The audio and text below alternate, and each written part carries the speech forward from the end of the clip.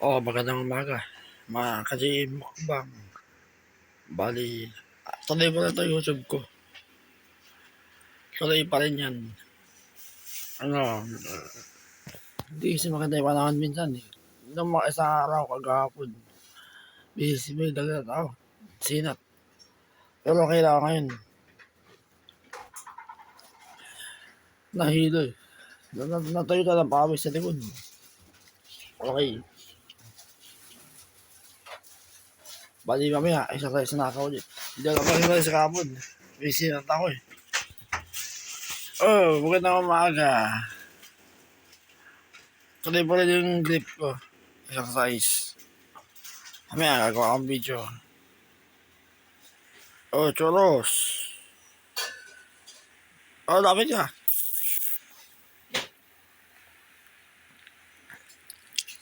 Masaya ka. Nakatulog ba kayo?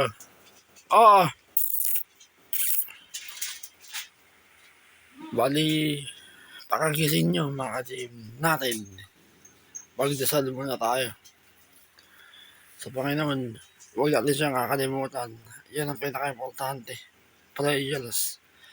Pakagising at bago matulog. Kasi, hindi natin alam yung mga sa mga next, mamaya lang. Alam mga bukas, hindi natin alam. Kaya, pinakamabisa, prayers tayo. So, para hindi ka malapitan ng tokso. Pati.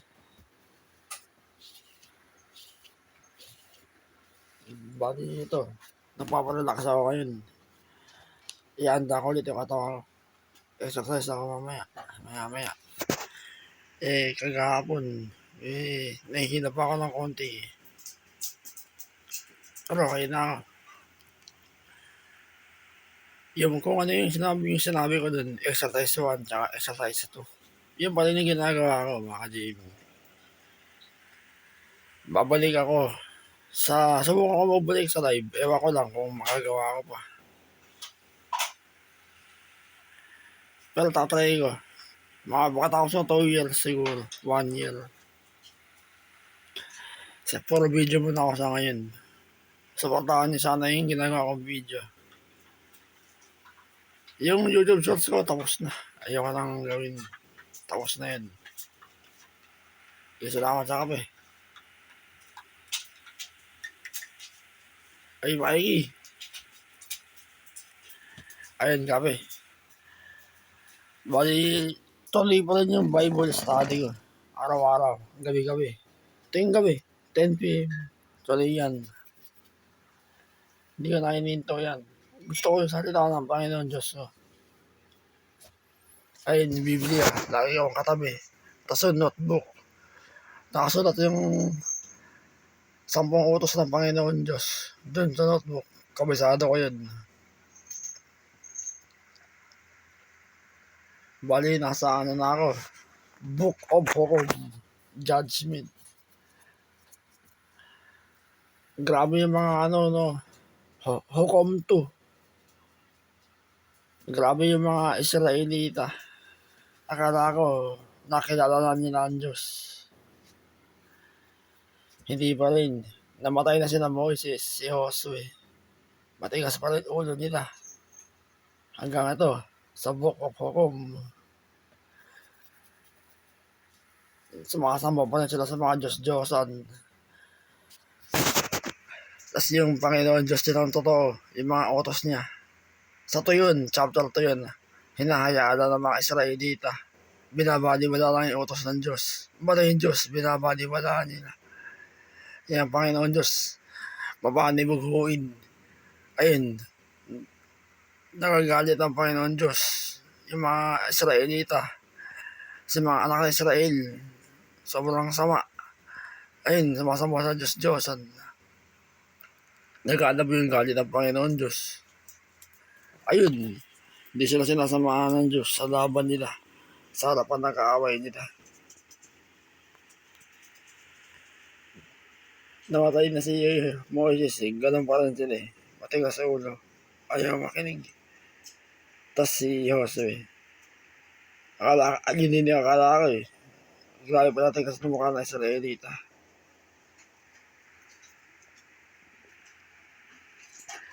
May totoong Panginoon Diyos. Eh bakit ayaw din akong paglingkuran? Sumasamba sa ibang Diyos-Diyosan. May nabasa akong pangalan, nakalimutan ko eh. Pero okay. Basta nagigits mo yung kwento ng Biblia. Huwag ka magbabasa ng Biblia, mga ka-GM. Nung hindi ka humingi ng alalay sa Diyos mo. Mag-pray ka muna bago ka magbasa. Tapos dahan-dahan lang ang pagbabasa. Sabayan mo ng kape. Mainit. Mga maganda magbasa ng Biblia, mga ka-GM, sa gabi. Gawin niyo lang yun. Bali, ayan. Isa yan sa nakatulong sa akin. Biblia. Lahat ng mga gusto mong katanungan, yung mga hindi mo malaman-laman, pag binasa mo yung Biblia ang sasagot sa'yo. Totoo. Salita ng Panginoon Diyos yan. May holy power yan. Hindi ka napababayaan ng Diyos mo. Pag interesado ka sa Biblia, tutulungan ka. Natulungan ako ng Diyos eh. Sa pang-araw-araw. Ayan. Ngayon, sistema ako ngayon. Malakas ako, mga ka-GM. Yung ulo ko, malakas ang ulo ko. O yan ang kumukontrol lahat eh. Yung tahi ko lang sa ulo, masakit. Bali, tuloy-tuloy lang yung Biblia ko. Aba, 7 na libro na. Genesis, Exodo, Levitico, mga bilang, Deuteronomio, Josue, tas Hukom, 7 na libro na, mga ka-GM. Bali yan. Interesado ko sa salita ng Diyos eh. Ayoko lang ihinto. Tuloy-tuloy na ako dyan. Bali, kahit matapos kayong Biblia, ulit-ulit lang. Pipili ng favorite chapter. Salita ng Diyos ko yun. Mahal ko Panginoon Diyos ko. Nakilala ko siya eh. Kung gaano siya kapakapangyarihan. Kung gaano siya kaperfecto. Kung gaano siya kadakila. Kapag sinunod mo yung mga utos niya, aadalayan ka niya, sasamahan ka niya. Totoo. Espiritu ng Diyos. Ay, nakasunod din sa Hukom. Espiritu siya. May nabasa ko kahapon. Ang Espiritu ng Panginoon. Nakalimutan ko eh. Basta ganun, may nabasa ko eh. Espiritu ng Diyos. Nakasunod sa Biblia. Hindi siya magsisinungaling. Hindi ko alam doon sa mga ibang religion. May mga Diyos eh. Bakit ang Diyos-Diyosan? Yan, hindi ko alam.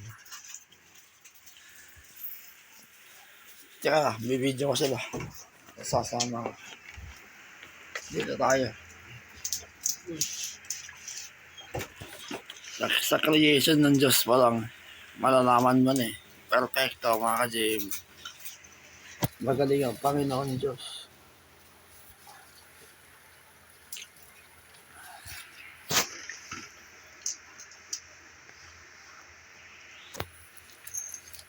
Mikey. Nakatulog ba kayo? Ayun. Sa animals, mga ka-GM. Ang ganda ng creation ng Diyos. Maganda. Perfecto rin. Ganyang kadakila. Ganyang kapakapangyarihan ng Diyos. Pero yung sa tao, ganyan din. Perfecto yung mga gawa. Pero yung kasalanan, nasa atin. Di ba? Sa unang libro ng Biblia, mababasa mo yung pagkalat ng iba't ibang klaseng kasamaan. Kasi malaki Adam tsaka kay Eva. Oh, totoo. Ay walang iba tumukso kundi si Lucifer, Satan, Satanas. Ang anghel na binagsak ng langit dito sa lupa dahil sa rebellion na ginawa niya. Ganon. Pero ang nakakala ko kay Lucifer, dati rin siyang malapit sa Diyos. Kasama niya ang Diyos dun eh. Dahil sa gusto niya makikitan pa eh. Gusto niya matakasan yung Diyos. Hindi pwede yun. Eh, Diyos din ang lumikha sa kanya eh. Oh, creation din siya ng Diyos. Mataas na anghel si Lucifer, naka-Jim. Mataas na anghel. Nasa kanya lahat ng mga rangkong matataas. Siya yung pinamataas na anghel. Dahil sa kanyang pride. Nakita ng Panginoon yun. Ayun. Nakikita ko na sa YouTube yun. Si Sangkay Janjan. Si Brother Eli Soriano. Napapanood yun sa YouTube.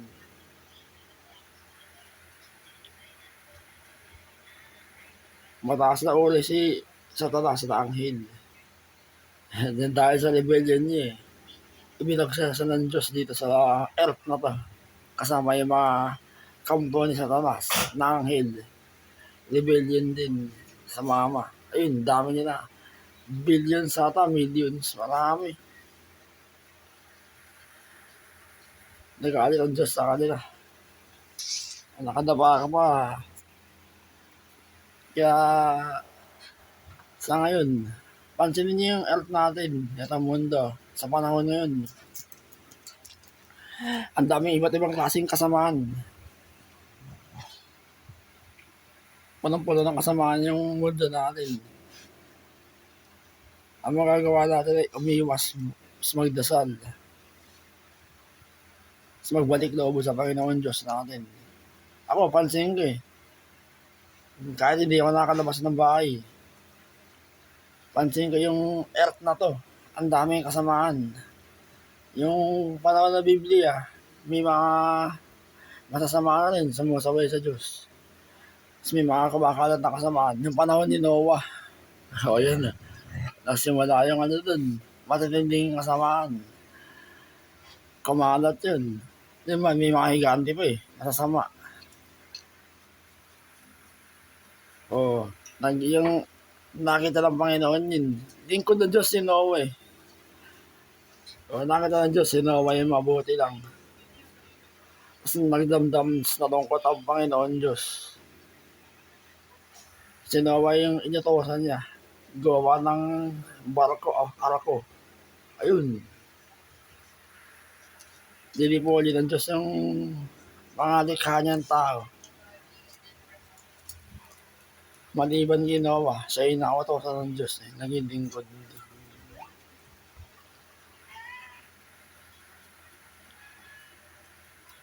Isang malakas na ulan lang yun, walang hinto.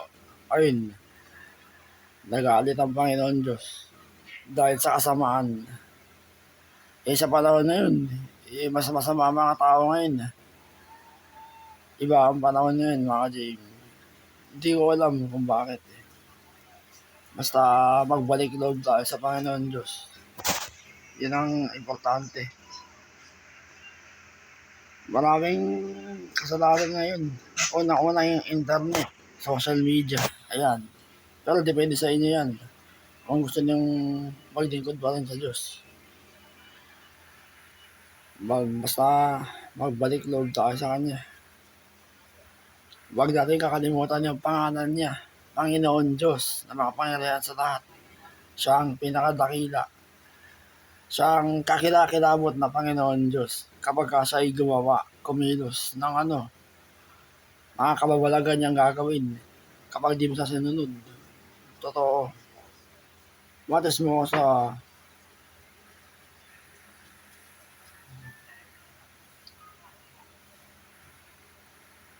ako, pinagkatiwala ko sa Diyos to karamdaman ko eh. Pero nagne-negative pa rin ako eh. Kasi hindi matagal dumating yung ulo ko eh. Pero pinagkakatiwala ko sa Diyos ko, pray na pray. Pero ramdam ko, malakas na yung katawan ko. Sige na, basta tuloy-tuloy yung Bible study mga ka-JB. 7 na libro na, nababasa ko. Okay. Abangan ko yung New Testament. Matagal pa. Isang libro, 1 month. Oh, okay lang. Tandaan nyo, sa Book of Genesis, nagsugo ang Panginoon Diyos, mga anghel sa ating mga tao. Kung maglilingkod ka sa Diyos, may mga sugo tayo na anghel na babait. Matataas na rank, uri. Kapag wala, si Satanas, may sinugo siya anghel sa atin. Yung mga high rank na demonyo, nakakatakot. Kung hindi ka lapit sa Diyos, hindi si Satanas ang anghel mo. Nakakatakot. Kung wala kang alam ng salita ng Biblia, wala. Yung si Satanas ang nasa iyo. Pero kailangan magbalik loob tayo para di tayo malapitan ng kaaway, tukso, ganun, kasamaan. Sabihin ko ako, nung nag-aral ng Biblia, no, April, May, June, July, August. 5 months na. 5 months na, no? April, May, June, July, August. 5 months na nga. Sa September na. Oh.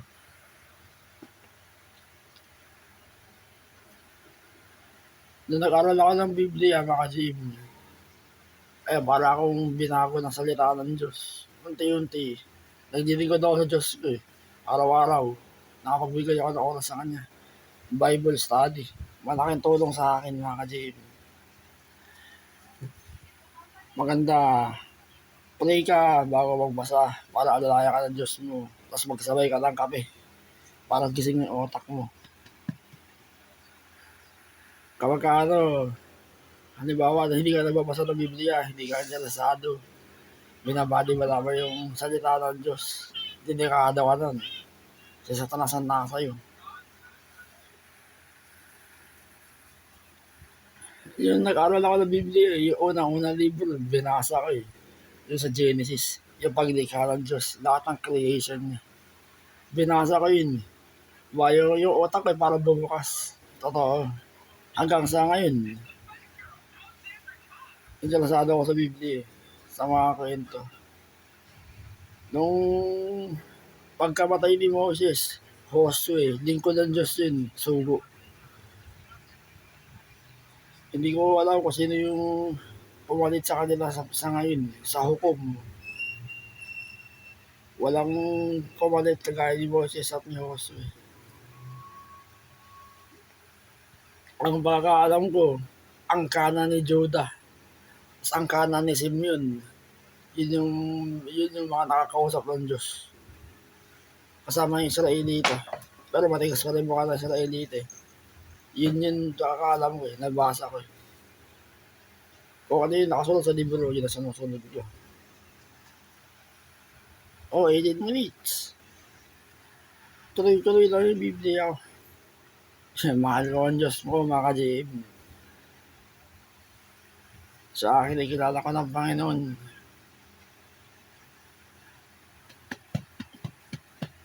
Noon na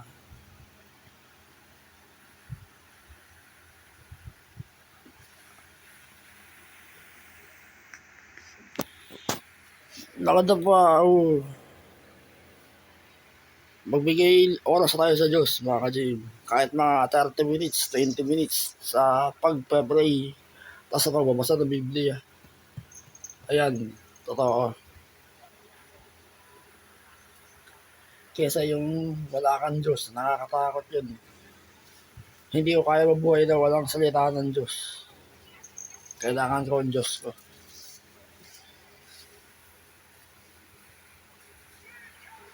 Yung depression ko lagi ako malungkot may sakit ako Hindi ako makalabas ng bahay Pag muna na may sakit ako.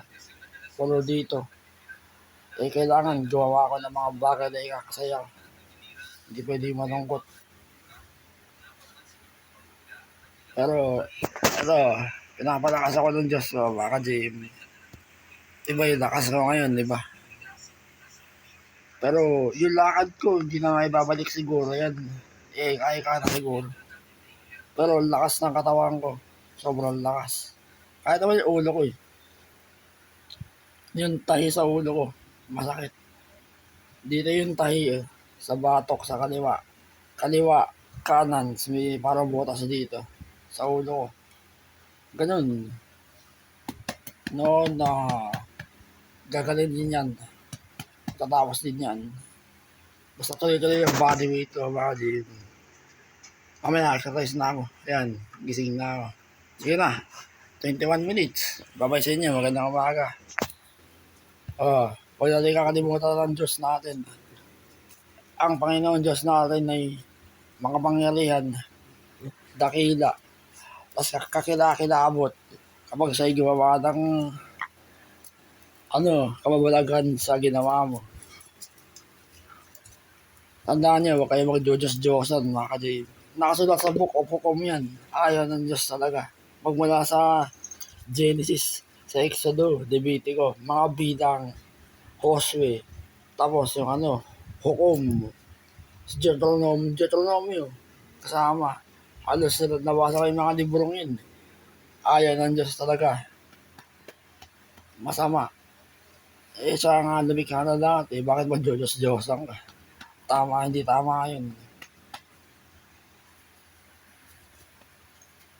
7 na libro. Okay.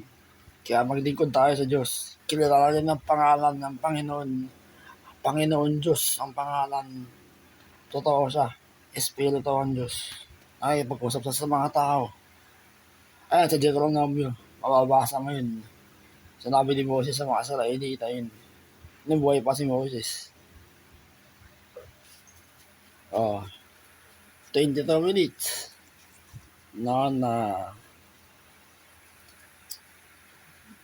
Dati ko nabigay sa akin ng Biblia eh. Apps, parang libro. Color, maganda. I-download nyo to Ang dating daan, 1905 version. Sa Play Store, pag wala sa Play Store, sa Google, i-download nyo. Tapos Digital Holy Bible. Yan. Hawak ng MCGI yan. Sa channel 37. Ayun, maganda. Kay Brother Eli Soriano yan, dalawa. Tapos yung ito sa akin to nakita ko sa Play Store. Pero parang ganun din. Holy Bible, international to. 100 million yung download sa Play Store. Marami. Ganun din eh. Parang MCGI din. Okay. Yan. Puro ako Bible app sa cellphone ko. May 3 ako. Minsan nakatry ako ng iba. Nag-i-install. Pero kapag di ko nagustuhan, mas gusto ko sa dati ko eh. Okay. Try lang. Gano'n. Magandang umaga sa inyo lahat. Basta active ako araw-araw sa Bible study. Gabi-gabi yun. Tapos ang body weight ko. Tuloy-tuloy yan. Umaga, hapon, gabi. Huwag lang mabigat. Sige na. Magandang umaga sa inyo ha.